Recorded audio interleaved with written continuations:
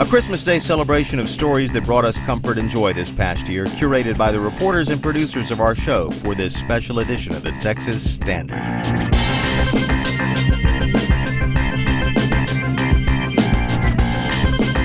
Texas Standard is a production of KUT Austin, KERA North Texas, Houston Public Media, and Texas Public Radio in San Antonio. I'm David Brown. Each December, as we consider the year that was, we ask our team of journalists to reflect on some of their favorite stories of the past 12 months. And this year, we remembered stories ranging from efforts to save animals during the big Panhandle fire, a Texan running his final marathon, prospects for a WNBA franchise in a city that's long gone without a pro team, a remembrance of a beloved TV presenter from South Texas, and more.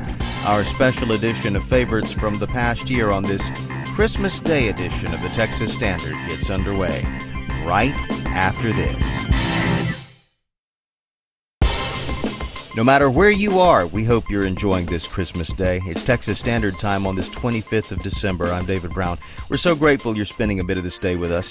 Each December, we ask the team of reporters and producers at the Texas Standard to make out their lists of favorite stories of the past year heard on the Standard.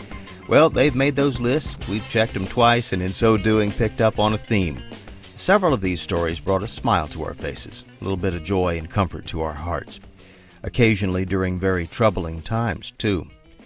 Take the first story on this special edition of the Standard. You may remember where you were in February 2024. I know if you live in the Panhandle, you almost certainly remember.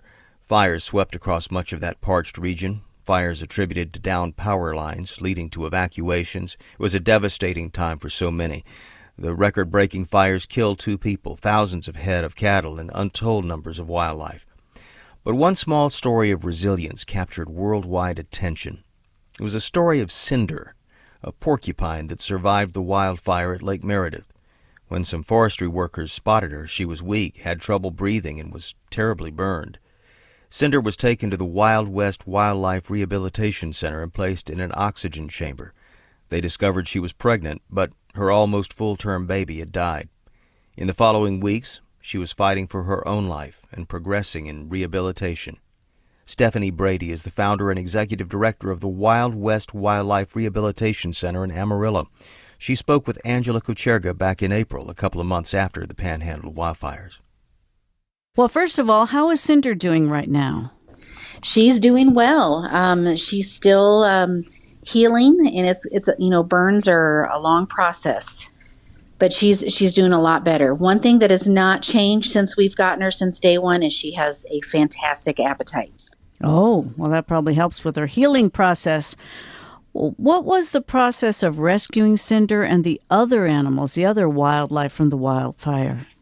Well, on Cinder's situation, we received a call from the Oregon Forestry Service that was out at Lake Meredith, and they were doing some cleanup after the Windy Deuce fire had gone through there.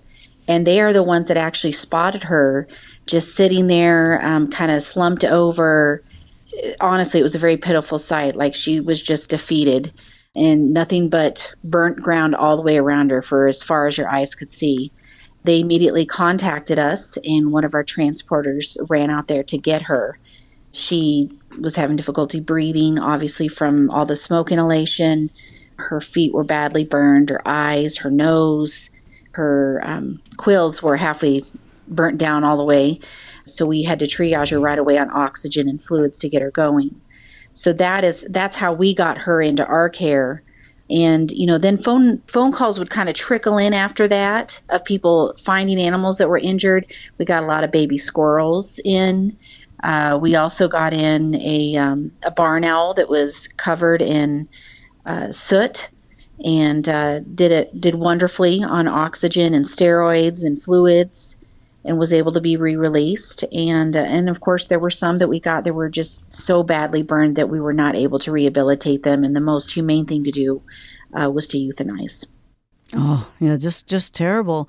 But the Cinder story in particular, it really captured a lot of hearts. Why do you think that is? There's even a T-shirt fundraiser with her picture on it that's raised more than $24,000. Yes, and we were surprised by that. I mean, we've got a great following. We have a lot of wonderful support locally and through social media, but she really captured their hearts. And I think it's because The fires were so devastating. They damaged so many homes, so much land and cattle, and it was just widespread. And I think she was a glimmer of hope for people, that they could kind of cling to and see something very positive coming out of it. And, just seeing her resilience, her fight to want to live. And, she is adorable on top of that. So that doesn't hurt. So after treatment, what's the next step for the recovered animals? Well, we always want to get them back out into the wild. With Cinder, that's not going to be an option, though. With her pads being burnt, pads on animals do not grow back. The burnt pads, missing toes, and there's some vision changes in her right eye. She's not going to be a candidate for release. So she will likely just live out the rest of her life with us, and if possible, become an education ambassador. Yes, a very strong ambassador. So wonderful. Well, thank you for all the work your organization is doing. Stephanie Brady is the founder and executive director of the Wild West Wildlife Rehabilitation Center in Amarillo. Thanks again, Stephanie. Thank you for having me.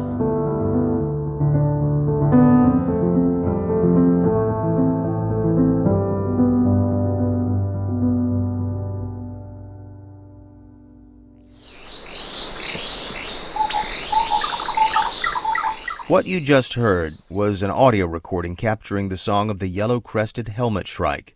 It's a rare bird species endemic to Africa that had been listed as lost by the American Bird Conservancy. It hadn't been seen in nearly 2 decades. Until now.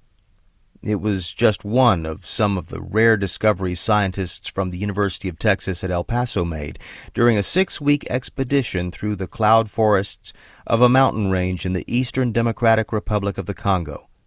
Eli Greenbaum is a professor of biological sciences at UTEP who co-led the expedition along with UTEP's Michael Harvey. The Standard's Laura Rice spoke with the professor in March. So what were you set out to find on this expedition? Was it just a looking for whatever species that you could find, and you were sort of open to all of the surprises?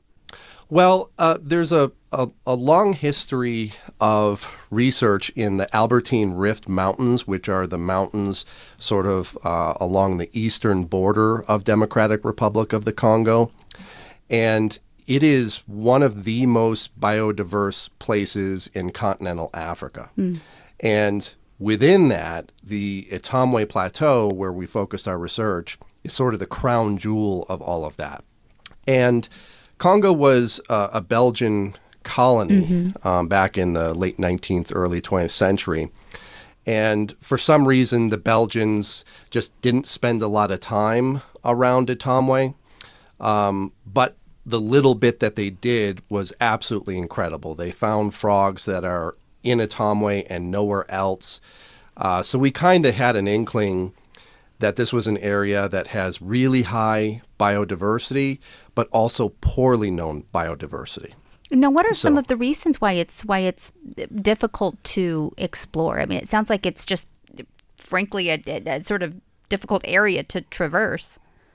Yes, I mean, the terrain is really rugged. So back in the colonial era, there was a road that the Belgians made for mining purposes. And we actually followed part of that road during the expedition. But it's been many decades since anyone used that road. And there are now trees growing in the middle of the road. Every couple of 100 feet, there's a tree that has fallen down in the road. So you have to figure out, gosh, okay, do I jump over this tree? Do I climb over it? So it's like an obstacle course. Now, in addition to that, Central Africa in general is really well endowed for tropical disease. So you have everything from deadly Ebola to dengue fever. And then there are several armed groups that are active in and around Etamwe. So why is it worth it? Why is it important or valuable to learn about these species that are so rare that they can only be found here, and it's such a treacherous journey? Yeah, well, as a herpetologist, finding, discovering, and describing new species is really what my passion is all about. But in general, understanding the biodiversity that we share our planet with is really important for understanding, the overall picture of biodiversity on planet Earth. Mm-hmm. And we are in the midst of a sixth mass extinction. So it's really a race against time right now to be able to understand what biodiversity is there and to try to conserve as much of it as possible before it is wiped out. Well, I know you're not the bird guy, but I have to ask, with this bird that's getting so much attention that we thought was lost, were you there for those moments when it was spotted, and can you describe what that excitement was like? Yeah, so the ornithologists were really excited when they saw that bird. They got so excited when one of the birds came into view of our camp that one of them just kind of shoved binoculars in front of my face and said, "Look at this." So I was really happy to be a part of the team that allowed that discovery to come to light, because every time, a species that is feared lost is seen again, that kind of re-energizes people to ensure that conservation measures are in place, again ensuring that the birds and the frogs and all of the other biodiversity that occurs in this incredible place is going to be there for future generations. What was the most exciting thing for you that you saw out there? Well, for me, as a herpetologist, the most exciting thing was incredibly when I was having a cup of coffee and one of the porters said, "Sir, can you take a look at this?" And I kind of opened up the flap of my tent, and there was a really rare snake. So I had not yet gotten dressed, but I immediately recognized how rare it was that I jumped out barefoot into the mud to catch the thing. And I'm still not quite sure exactly what it is. Really? So we're going to be looking at the DNA when we have a chance to analyze the samples in my lab. So it's kind of like a piece of a puzzle. Yeah. And I'm not exactly sure where it fits yet. But once we get the DNA sequenced, we can compare it to the DNA of every other thing we have ever found in Congo, and then we'll know exactly what it is. So that's going to be really exciting. We've been speaking with Eli Greenbaum, professor of biological sciences at the University of Texas at El Paso. Professor Greenbaum, thank you again for your time. My pleasure.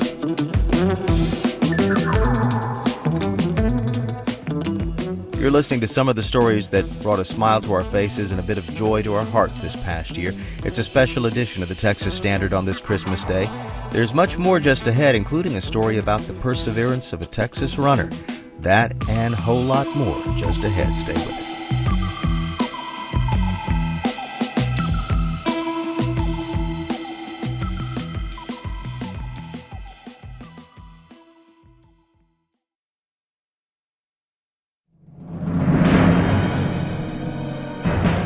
Hi, my name is Trevor Newland. I'm an actor, and you're listening to the Texas Standard. Well, one of my most recent roles was the xenomorphin alien Romulus, and I'm also in Smile 2 that just released last week. I am from a small town of Kilgore, Texas, on the East Texas side. I got into acting in high school. I started doing interpretive readings, which led to me getting into theater, which then led to me doing theater from high school into college. And then I always wanted to get into film and television, specifically voiceover. So I moved to Los Angeles, and that is where I stayed. Went to college here, and now I'm in the industry. My last year of college, I was kind of told that, oh, you have a similar build to Doug Jones, who's done like Shape of Water, Pan's Labyrinth, Hellboy. He's a very lanky, skinny guy, and I am 6'7", and also a very lanky, skinny guy. He is the creature guy, and I was like, oh, cool, I might look into that work. So I met Doug. He was so gracious with his time and gave me some pointers. I was still very young at that point. I hadn't done anything. And then I started to get into doing some stuff. I went to Halloween Horror Nights, and I did some pop out scare stuff there. But the makeup artists, I met a lot of makeup artists, and they were like, oh, you have a really unique build, like you should get more into creature work. So that's kind of how I got my first gig, working with them. I did a couple commercials, music videos, and then my big, I guess you call it that wasn't my break, but the way that kind of got me my big break, as people would call it, is I was doing central casting, which is a background acting out here in Los Angeles. And I got a role on Mandalorian Season 2 in a Wookiee suit. 3 years later, I get a phone call, and it's basically like, hey, we have this commercial shooting tomorrow. It's a national commercial. Are you available? And that ended up being a national commercial for Amazon, where I played a Yeti in a full suit. And from that led to another commercial for the Yeti, and then that led to Alien Romulus. Experience was incredible. Fede Alvarez, who directed the film, really went back to the practical effects of what Alien and Aliens did, and working with Legacy Effects, who a lot of those guys had worked on Aliens and other Alien films in the franchise. Getting to work with them was an honor, but the suit was pretty comfortable for the most part. The head was a little heavy, probably weighed about 11 to 12 pounds. For the acting portion, it's actually a very collaborative effort, right? Because I'm bringing to life the movement side of things, but in regards to the mouth moving, those things happening, that's somebody on a controller, doing all those things. Plus, I have a earpiece in my ear, and the director is communicating with me, or my team is communicating with me, like, oh, we want you to do more of this. Because in reality, most of the time, for that one especially, I can't see anything, I really can't hear anything, because once I'm inside the head, all I'm hearing is a bunch of, like all the motors and servos moving around, because it's an animatronic, right? I feel like when you're an actor, there's always that feeling of stage fright or a fear of messing up. But when you turn into these different creatures and characters, it's like, well, you're not yourself anymore, right? Like, people don't see you, they don't know who you are. So you really can kind of fully lay into that beast. I never watched horror growing up or anything like that. My family didn't, I didn't. So now that I'm kind of getting into the world, I'm finding it a lot of fun, especially working with these awesome directors. So I would say I enjoy playing the happy characters, but I think the more fun characters are the sinister, evil ones. I'm Trevor Newland, and you're listening to the Texas Standard. Support for Coverage of Business comes from Texas Mutual Insurance Company, a workers' comp carrier dedicated to handling claims proactively to help injured employees get back on the job and policyholders get back to business. More at texasmutual.com/claims. And you are listening to the Texas Standard. One of the world's premier marathons happens every April. The Boston Marathon draws tens of thousands of participants from all over, and one of those folks who went to the race this past year was an Austin resident named Bill Corrigan. He's been a serious runner for years who's done marathons all over the world, but this would be his last one. That's because Corrigan was diagnosed with ALS in 2022. It's a disease that causes the motor neurons in his brain to lose connection with the muscles in his body. He sat down with the Texas Standard a few weeks before his last race.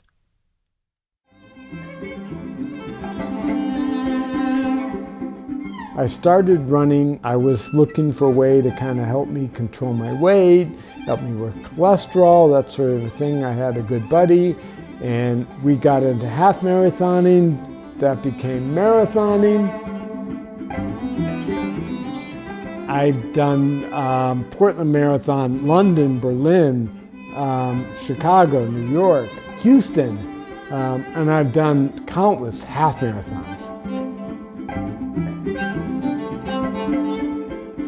I never did the Austin full marathon. I signed up like 5 or 6 times, and at the last minute I didn't train enough for it, so I scaled it back to do the half marathon. I did my Berlin Marathon in the fall of 21, and I thought I was going to do it in 4 hours, and it took me 6 hours. When I got back, I started investigating what was going on, and in February of 22, I got my official diagnosis of ALS.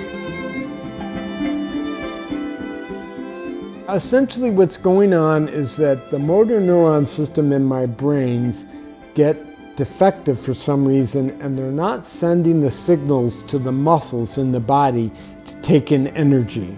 So since the muscle doesn't get the signal to eat, it just lays there and then dies.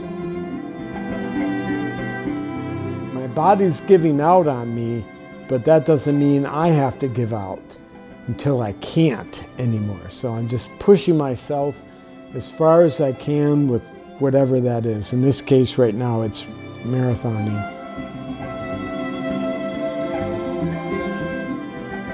So I did the London Marathon in my wheelchair, and took me 8 hours, but I finished it. I planned on doing Tokyo, but my arms got too weak to do it in the racing chair. And at the same time, I learned about this thing called the hand cycle, where you know, it's like a bicycle, but you use your hands to control it. And so I trained in that. So now I'm going to Boston. It's the Boston Marathon, and I'll be there with my hand cycle. I'm getting pretty weak. I don't know if I'll be able to finish it, but the attitude that I'm taking is no plan B. My family's behind me, they're supporting me, and my friends are behind me. You know, I raised $11,000 for Muscular Dystrophy Association, so other people believed in it. So I'm just kind of like, yeah, let's just go do this. This will be fun. What you do and accomplish is not who you are. So I can't wrap up my identity in marathoning. That's something that I've done for a while, and I'm gonna go on to other things. The sun's gonna come up that day. I'm gonna be out there in Boston, and the sun's gonna set, and it will be a day, and whatever happens, happens. You know, I'm just not gonna let this disease stop me. That was the voice of Austinite Bill Corrigan speaking with us back in the spring about running in his last marathon. There's much more of this special Christmas Day edition of the Texas Standard coming up. Stay with us.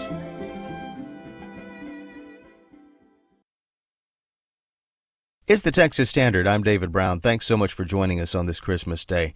You know, Texas has no shortage of professional sports teams, but one city in particular, one of the biggest in Texas, doesn't have one yet. You know, the WNBA has been around since 1996, and during this most recent season, that league saw major growth in viewership, attendance, amount of media attention given. And all that might have a lot to do with standouts like Angel Reese from the Chicago Sky, and of course the Rookie of the Year, that sweet shooting point guard Caitlin Clark of the Indiana Fever. League's trying to capitalize on all this attention by expanding, and they say they'll be adding clubs in San Francisco, Portland, and Toronto, bringing it up to 15 teams. And a 16th? Well, what do you think about Austin? Someone's working to make that idea a reality. Fran Harris, a hooper herself who won championships with South Oak Cliff High School, the University of Texas, and the Houston Comets. She's also a former announcer for ESPN, a filmmaker, and a founder of multiple companies.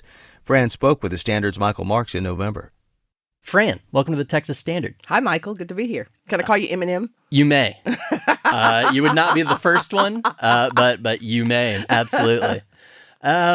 Why? Let's just start here. Why Austin for the WNBA? Of all the cities a team could go to?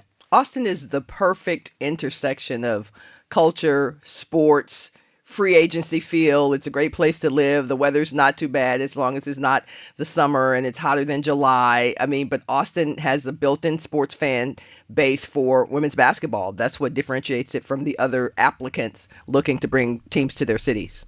How long have you been working on this effort? I started officially talking to Austin in the spring of 2023. And I started talking to Austin because as excited as I was about bringing a WNBA team possibly to Austin, Austin has to be excited about a WNBA team coming here, right? So talk to the mayor, talk to council members, talk to people on the street. Literally, what do you think of a WNBA team coming to Austin? Do you support the women's basketball team at Texas? Just literally did my own research. And once I knew that Austin was excited about the possibility of bringing a WNBA team here, then I reached out to the commissioner and said, I'd like to possibly bring a group together to bring a team to Austin. And she introduced me to their legal department. And thus we were on our way. Wow. Let's back up just for a little bit. I mentioned Angel Reese, Caitlin Clark. Do you see, that new blood as being the principal reason for the WNBA's big season, an upward trajectory, or are there other things going on? I do believe the college game in general made a huge uptick into WNBA interest. There's no question about what's happening with women's college basketball, exploded college basketball, and then that trickled over into the WNBA. So the W is already growing, but when you bring literally international stars who are 21 and 22-year-olds who have their own databases, their own fan bases to the league, it's obviously going to grow the league. So very exciting that the college game now has that relationship and that impact on professional women's basketball as well. Do you think that NIL has anything to do with this? The fact that college athletes can capitalize on their name, image, and likeness? I mean, now we don't just see Caitlin Clark shooting threes. We also see her on State Farm commercials, things like that. Yeah, I love NIL. I wish I'd had NIL. I have no doubt. I so wish I could have been a part of the NIL, part of the growth of women's basketball. But NIL and the ability to monetize your brand definitely means that athletes can proliferate their brands because they can be everywhere. So not only do you know Caitlin Clark and Angel and Juju Watkins over at USC, you know them because of how much and how well they ball on the court. Yeah. You know them because, as you said, you see them on commercials. You see them on their own podcasts. You see them on YouTube. You see them on social media. Right. That's why the explosion has happened. Yeah, Haley Van Lith at TCU, another great example. Yep. As you mentioned, there are a lot of cities interested in adding a WNBA franchise, not just Austin. I've read that, folks in Houston, Nashville, Philadelphia, Kansas City, all are potentially interested. And an expansion fee is going to be required by whichever city this goes to. It could be upwards of $200 million. Is it too early to ask where that money might come from?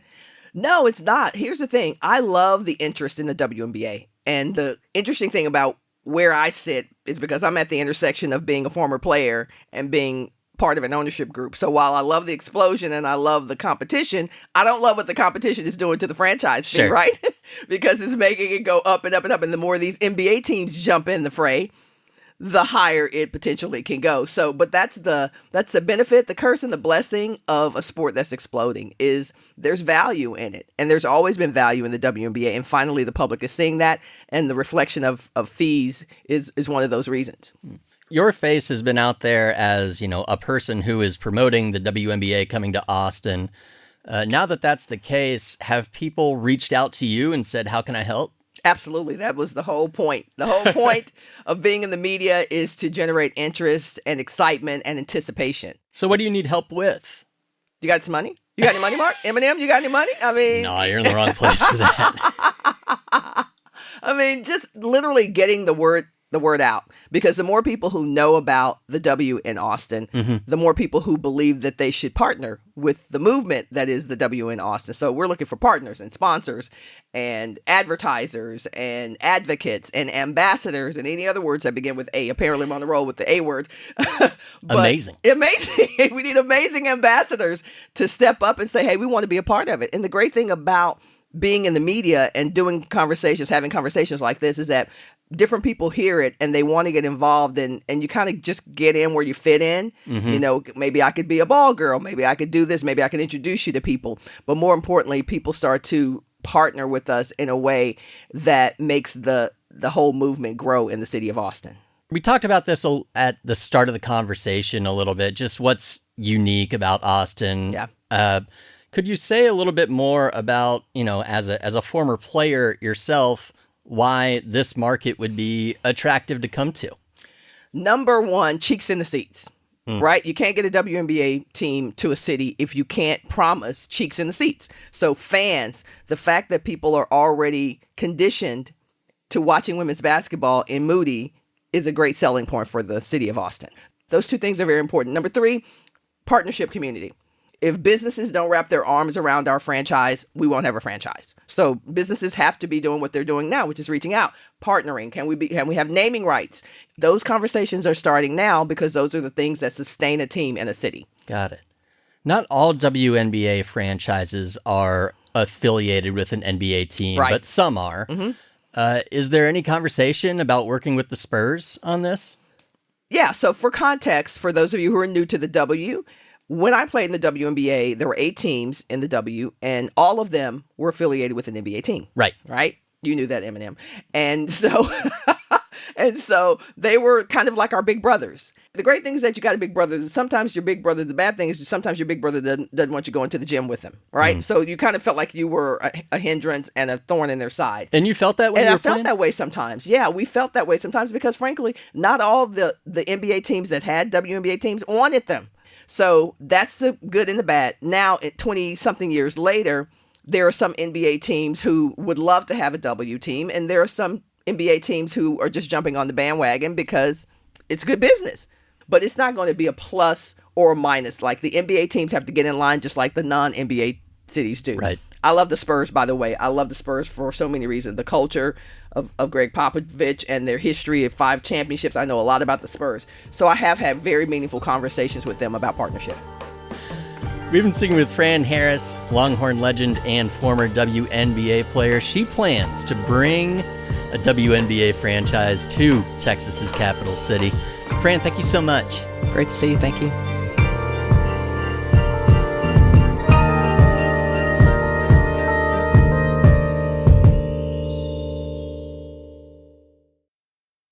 It's the Texas Standard. I'm David Brown. Legendary television presenter Johnny Canales would have turned 82 years old on August 23rd, but he died back in June. Canales broadcast his TV show from Corpus Christi and sometimes the Rio Grande Valley, but was known far and wide. He introduced Tejano, cumbia, and other acts to an international audience. His death this summer had many Texans reminiscing on growing up with his show, including the Texas Standard's own Kristen Cabrera and Raul Alonso. Y a continuación, damas y caballeros, pónganse cómodos porque les vamos a presentar el show de Johnny Canales. Sunday, my family would make breakfast in the morning, either before we were getting ready for church or something like that. And then it was on TV, the Johnny Canales show.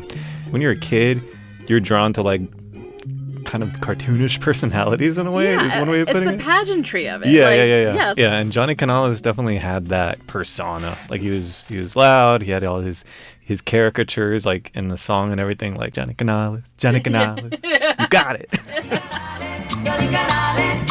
Did I have any idea what he was saying? No, but that's a core memory I have of being really little and just dancing.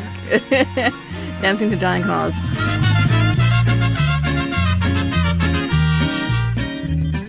Johnny Canales was born in a small town in northern Mexico on August 23rd, 1942. His family moved to Robstown, right outside Corpus Christi, shortly after. From a young age, Canales showed a love and appreciation for music. Way down in Louisiana, close to New Orleans, way up in the woods there on the evergreen. There in a cabin made of earth and wood, leaves a country boy named Johnny B. Good, who could never ever learn to read or write so well, but could play the... When I visited Robstown recently, I made sure to stop and talk to one very special resident in particular who remembered Canales growing up in the neighborhood. Hi, Grandma. Hi, Mijito. How are you? Good. How are you? What are you gonna do? My grandma, Teresa Alonso, has several memories of when my grandpa used to know Johnny back when they were kids. They were in the school at St. Anthony with Grandpa. And Grandpa knew him real good because where Grandpa used to live, Indiana Street, in the other street they used to live. And I guess that when they were small, they would come out playing and all that. So Grandpa said that sometimes that they don't even have some shoes. They were poor. Her most vivid memories of Johnny, however, were of when he first shared his love of music with Robstown. His father, I don't know what was the name of the viejito, but I remember seeing him in the stores outside and playing the violin, and Johnny was in the side of him. And that's where he got the idea of the music, I remember that real good. That's all I remember. But he loves to do that because that's what his father teach him, the music. Another Robstown resident, Ramon Alejandro, remembers seeing Canales for the first time at a local dance hall. I was about 14 or 15 years old. And I didn't go into the dance, but me and other kids were looking through the window. And he was there singing. And I told the guys, hey, come here, look at this little boy singing. He must have been maybe, not a little, maybe 16, 17 years old, I don't know. But he looked like a little boy, you know. And it was something that you didn't see everywhere. Canales would eventually make his way on the radio in the 70s, but not as a musician, as a DJ. And this was where his ear for talent really began to shine. He played conjunto star Ruben Naranjo's record La Estrella so much it became a hit. He also gave Naranjo his famous nickname, El Clark Gable of the Chicano music wave. La única estrella que tiene mi cielo se está borrando. Then, in 1983, Canales stepped onto the television stage and said those few bilingual words most would remember him by. You got it. You got it. Take it away. Take it away. You got it. Take it away. Eso. The Johnny Canales Show aired across the U.S. and northern Mexico, launching the careers of bands by bringing them into thousands of homes across 2 countries. Bands like La Sombra and Grupo Más.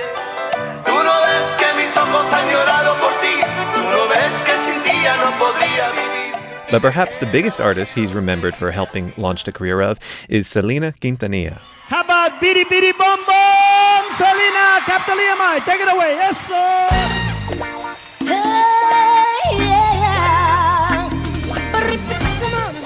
What's really interesting, Raul, is that you can go online to places like YouTube and watch so many artists on his show.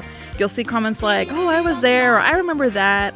And you and me were both each at a taping at one point, but we're too young to remember.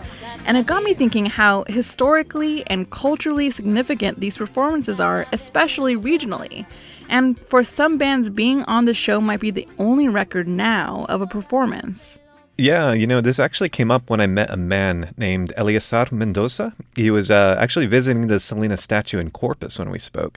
He lives in Midland, but grew up in Mexico. I have a family. They have a band, and that's why I look in Johnny Canales and Selena. Were this a band on the show? Yeah. Really? What band was that? Los Palmeros de San Carlos. Okay. It's a long time ago. And here they are on the show.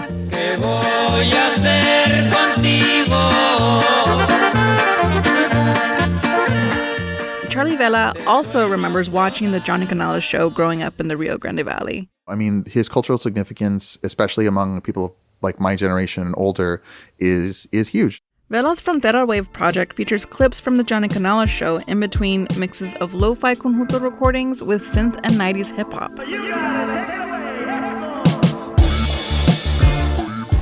But while the music is a reimagining, it rests on the power of nostalgia, which Vela says Canales represents for a lot of South Texas. As a child, you're like, oh, that's like old people music or whatever.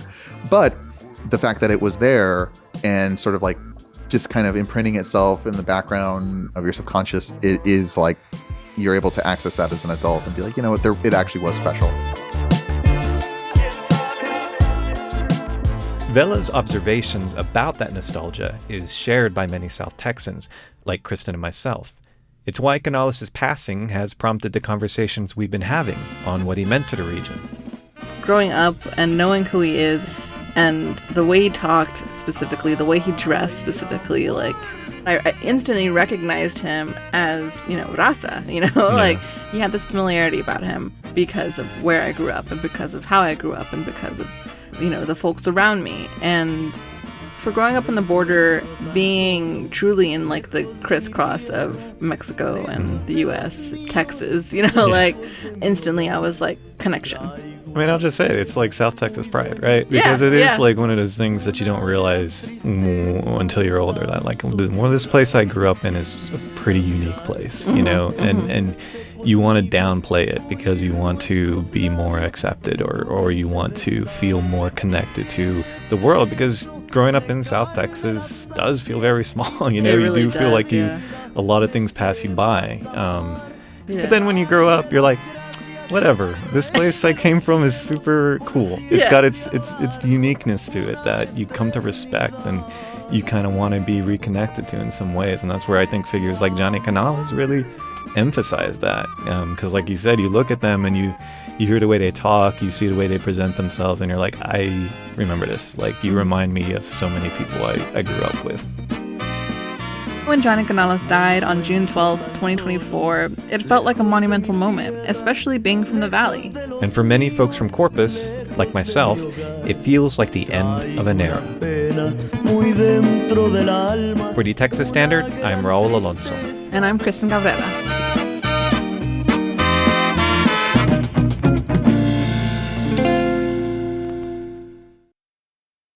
You got to tune to the Texas Standard. I'm David Brown. Richard Linklater's latest movie, Hitman, also solidifies what's been an emerging collaboration between the Texas filmmaker and actor, now writer and producer, and fellow Austinite Glenn Powell. But it takes a lot more people than just those two powerhouses to make a film, don't you know? And a Texan who came to our studio in July got to play a small role. Sugar Gay Isber spoke with the Standard's Laura Rice. So you are an artist and a jewelry designer. How did you get involved in designing something for Hitman? You know, I've been doing a lot of jewelry. I think my whole life. I just saw on my computer, it popped up. I think it was 2006. I was working with ABC to make a lot of jewelry for Desperate Housewives, which was popular back then, and The Young and the Restless. So it was a great little entree into that whole genre of making jewelry for, you know, all kinds of places, not just stores, but places where they'd really be seen, like TV and movies. Yeah. So what parameters for this film did the filmmakers give you? Well, actually, the Juliana Hoffpower, who is the fabulous costume designer, I've known her for over 12 years, and we've worked together on several of things. This one, she reached out and she said, the producer and the director really want a piece of jewelry that will match the actress's eyes. And that was Joanne Robinson, who had beautiful blue eyes. And so I just happened to have these beads. Now, these beads are really from that same time period, about 2002, 2003. They don't make them anymore, but they're most beautiful aqua, which is my favorite color. So I really whipped up something fabulous for them. Well, I wish that we will have pictures at texasstandard.org and on our socials. Let's describe this. It's big, right? It's a little bit heavy, but you do something where you combine sort of the new and the old. And what is this base here? Tell me what this is. So the Cinder medallion is actually a stone that was cut in India in the same matching aqua, which that was when I started buying a lot of those. Oh, this one here? The middle. Oh, it's perfect. It's not a bead. It's a stone. Oh. And then I had this flat clear glass cut belt buckle from the 1950s from the Czech Republic. I buy from old warehouses there because there was so much glass and things being made that jewelers would use even today. And then I cleaned the beads. I ultrasonic them. I put them in the oven. I made sure that they were as new and perfect and sparkly as can be, and then I hand linked them together, putting that medallion as the centerpiece. I thought it was going to be too much, but actually I had drawn many different designs for them to pick from, and this is the one that they liked, so I made it. Well, you said the words too much, and I didn't think those were words that you knew how to say, because I navigated your website, and you dip your toes into a lot of areas of art, and it seems to me that that over the top and like excessive and just shiny are sort of some of your ethos. You know, I mean, I noticed a tagline, "Be brave, wear bold." Where did that come from for you? Well, I think I've always made interesting jewelry for interesting people because it's like that red purse effect. When you're wearing something wonderful, like I don't have great clothes, but I got good jewelry. Yeah. So when you walk in, it becomes a conversation point, and that's how you can make friends, especially today when we've been so isolated. Yeah. Even getting in an elevator just to have somebody say, "Oh, that's a great piece of jewelry." It just can make your day. It can make you smile. It can brighten your whole day. You walk into the office, you've worn that same black outfit forever, but you put on a gay piece of jewelry. It might be a mineral. It might be a fossil. It might be just something like random, like this piece. Yeah. And then all of a sudden people have something to say to you. So I think it's really an important part of, the minimalist jewelry has had its moment. Now we're back to that flashy, Dallas and the whole, 80s vibe, which is totally where I guess I come from. And it really makes you happy when you wear a Gay Isber design jewelry. Are there specific challenges when you're designing something for a film versus a photo shoot or versus something that somebody is going to wear in their everyday lives? Are there different things that you're considering? Yes, I definitely have learned this over the years. Jewelry that doesn't make noise, very important. Jewelry that sparkles, that really makes the producers happy because they love those lights kind of flickering within the film. I did a really big ballroom scene for the Astronauts Wives Club for Juliana Hoffpower, and that was the one thing she asked for. Make sure it just sparkles. So I'm good at the sparkle, baby. That's not a problem for me. And they really love the pieces that I made for that specific ball. That's so interesting. Well, I mean, and I think maybe for everyday wear, I might be afraid of having something that is glass. But in the case of something special, where you've got costume designers and people who are taking care of all of the pieces in between the shots and stuff, then that's a good place for something like that. And the other thing about this piece is that it was actually rented. They asked me to try to keep the price point down because it helps with the overall budget. So I got it back. I got all the jewelry back that I sent, which was, they paid a little bit, but not too much. So therefore I got to enjoy it again. And somebody soon will have a forever home for this beautiful piece of jewelry that is now in a very big movie. So it's very fun. That phrase that you just used, the forever home. I think we hear that about, adoption or somebody who's fostering a pet and the pet finds their forever home.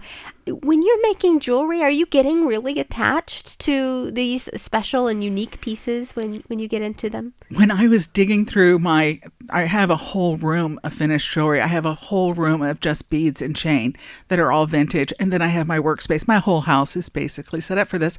But I have so much fun just rifling through all the pieces. It's probably more than 1,000 pieces at this point. It's like, oh my God, look at that. Oh my God, look at that. It really is a joy to me that I get to create. And I'm really thinking about my clients who I might not know or who I might know, and really putting that love of making sure it's really a special piece of jewelry. So I just love it. I love making jewelry. Yeah. Something else you said struck me. You talked about the over the top and the Dallas is what you said. I mean, you make jewelry though, because I was on your website and I was getting these little pop-ups about people buying things from Brazil and Ukraine and everywhere across the world. And so are there things that Texans are into, or is it universal? I think it's universal and it's in our DNA. So jewelry goes way back at the very, very, very first of mankind. We were wearing jewelry. And I just think that that's fascinating. If you go to the La Bear tar pits, they actually have a necklace that was worn by a young woman that ended up in the tar pits. And I'm like, that looks just like what I'm making today with lots of fossil, bony things and just things that you would kind of find. So I love my big Texas shark's teeth because I am a dentist's daughter, and teeth have always been a bit of an obsession, but they're all fossils. I don't harm any animals. So I use a lot of fossils, and I really hope those would be a big hit. It's a new movie coming out, and that piece of jewelry, I made a piece of jewelry, a shark's tooth, for this movie called Blood Money, and it's going to actually have a role in the movie because I can't tell you what else is going to happen, but they're using the necklace, the shark's tooth, for many different scenes to do things with. So it's exciting. Every time I make something, you never know where it's going to end up. You never know who's going to fall in love with it. But I'm always glad when it does find a home that, now I don't have to worry about it anymore and keep going because I make jewelry every day. Sugar Gay Isper is an artist and jewelry designer based in Central Texas. Sugar, thank you so much. Thank you so much, Laura. This was a pleasure beyond a pleasure, and you certainly made my day and my week. We're so grateful to you for joining us today and for supporting this station that brings such memorable stories to you each and every day. We truly couldn't do what we do without you. We'll be back here tomorrow with another special edition of The Standard. Till then, I'm David Brown, wishing you and yours the merriest of Christmases and a very happy holiday season. Philanthropic support for Texas Standard comes from Casey and Scott O'Hare, the Winkler Family Foundation, Lynn Dobson and Greg Woldridge, Adrian Killam, the George Huntington family, and St. David's Foundation. Additionally, Texas Mutual Insurance Company is a founding sponsor of Texas Standard.